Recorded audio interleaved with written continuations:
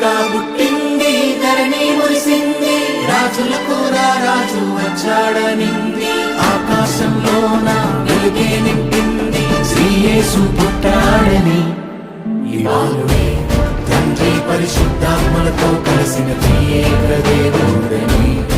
ఈ బాలుడే మన పితరులకు వాగ్దానం చేయబడిన మెస్సయ్యా ఇతడేనని ఈ బాలుడే తన నోటి మాటతో జగమును సృష్టించిన ఎలోహీ దేవుడని ఈ బాలుడే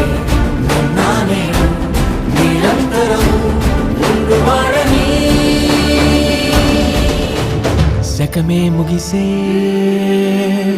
నవశకమే మొదలే నింగి నేల ఆనందముతో నిండేనే దివినే విడిచే